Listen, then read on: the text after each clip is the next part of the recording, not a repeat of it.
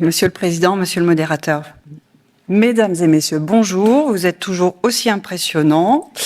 Donc, alors, je suis salariée de chez Audica, voilà.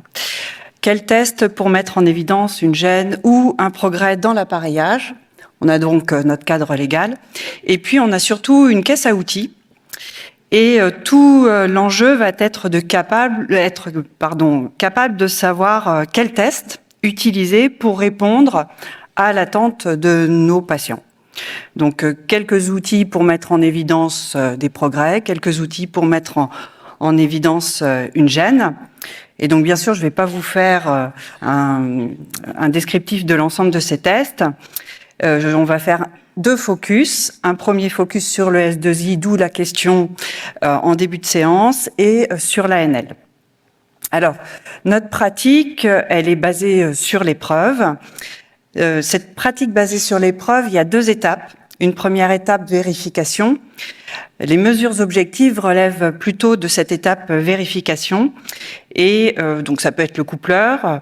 Là, je vais vous parler plutôt de mesures au tympan, utilisées dans le but d'évaluer donc la performance de l'aide auditive dans l'oreille du patient. La deuxième étape, c'est une étape validation. Les mesures subjectives relèvent plutôt de cette étape validation. Et l'idée, c'est de capturer le bénéfice perçu par l'utilisateur de l'aide auditive, sa satisfaction et surtout la réduction du handicap grâce à l'utilisation des appareils auditifs. Donc, dans ces deux parties, vérification, validation, sur les mesures objectives, on pourrait parler de préparation de nos cibles de pré-réglage, l'utilisation des inserts pour réaliser l'audiométrie, qu'on peut compléter par du RECD ou du REDD pour préciser le spélogramme. Lors de l'adaptation, ça va être le respect de la dynamique auditive du patient et on s'intéressera notamment aux percentiles 30 et 99. Et concernant la validation, c'est plutôt on prépare l'avant-après. Donc avant appareillage, après appareillage pour tout ce qui est gain prothétique, vocal, dans le calme, dans le bruit et les questionnaires. Est-ce qu'on aura répondu aux attentes réalistes de notre patient au terme du projet de réhabilitation prothétique proposé? Ça, c'est tout l'enjeu. Donc, premier focus, l'utilisation du S2I. De mémoire, vous étiez à peu près 30% à utiliser le S2I dans votre pratique courante. Alors, pour rappel, qu'est-ce que c'est? C'est un indice d'intelligibilité de la parole objectif, donc qui ne nécessite pas la participation de votre patient, non intrusif et qui est plutôt à utiliser en rapport avec votre audiométrie subjective vocale dans le calme. Pourquoi je vous en parle? Parce que c'est en lien en fait avec une mesure au tympan. Il est déterminé à partir de cette mesure au tympan. Ça me paraît, c'est très accessible. Vous avez systématiquement, quand vous faites une mesure au tympan, une valeur de S2I qui est affichée. Et c'est un bon moyen de se familiariser avec les indices objectifs. Alors j'aurais pu, le sujet étant plutôt le bruit, vous parler d'un indice objectif intrusif pour le coup qui est l'ASPI, mais qui nécessite un peu de programmation, alors que là, pour le S2I, vous l'avez à disposition dans vos chaînes de mesure.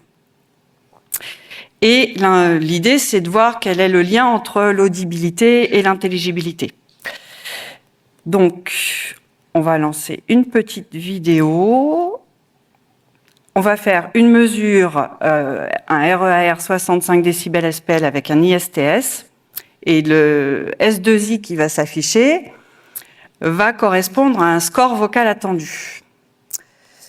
Alors, vous allez voir la vidéo tourner sur votre gauche.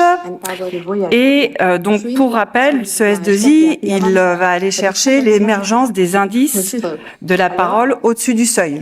D'où l'intérêt d'avoir ces percentiles 99, 30 notamment.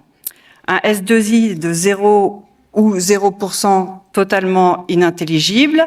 Un S2I de 1 ou 100% parfaitement intelligible. J'aurais dû rajouter parfaitement intelligible électroniquement. Vous avez bien compris que là, on était sur un test objectif. Et donc, vous avez vu la vidéo continuer à défiler. Sur certaines chaînes de mesure, donc là, vous avez votre S2I ici.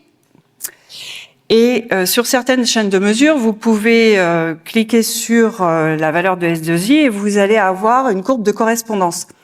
La valeur de S2I qui est affichée n'est pas le pourcentage attendu. Le pourcentage, il va dépendre en fait du matériel vocal que vous aurez utilisé. Et donc là, par exemple, avec cette chaîne de mesure, on va avoir une courbe de correspondance entre notre S2I qui est ici. Par exemple, pour le patient, on était à peu près à 60 pour le S2I. Je ne vois pas très bien, mais je crois que c'est 58. Et ça correspond, on s'attend à 80% de compréhension avec du matériel vocal NU6, qui est un matériel vocal qui n'est pas français, en effet, mais on a quand même des étudiants, Simon Daniel, par exemple, en 2022, Perrine Desbioles cette année, qui ont travaillé sur l'idée de savoir si on pouvait utiliser, sans trop faire d'erreur, cette courbe de référence. Donc c'est notamment valable pour les listes cochléaires de Lafon. Après, il y a un gros travail qui a été fait par... ça y est, le nom est parti. Excusez-moi, je mettrai dans les cahiers de l'audition, mais excuse-moi Hélène, ton nom de famille est parti. 2018 sur les courbes de référence en français. Donc vous pourrez aller voir ce mémoire qui a été réalisé à Bordeaux. Le deuxième focus sur l'ANL. Donc là, c'est un indice subjectif. L'idée, c'est d'estimer en fait les chances de succès d'un appareillage auditif. Ce test mesure l'émergence minimale de la parole dans le bruit, qui procure un sentiment d'écoute confortable. Donc l'ANL recherche le niveau de bruit maximum que le sujet est capable d'accepter, sans entacher sa compréhension globale du signal de parole. Et donc là, par exemple, vous allez avoir dans un premier temps la recherche du niveau confortable d'écoute. Donc on oscille entre un confort haut et un confort bas pour avoir un confort moyen. Première étape, donc mesure du MCL. Deuxième étape, on va rajouter du bruit. Donc on va chercher le bruit maximum tolérable et l'ANL va être la résultante de MCL moins BNL. Alors c'est intéressant, pourquoi? Parce que ça va peut-être déterminer le choix prothétique que vous allez faire.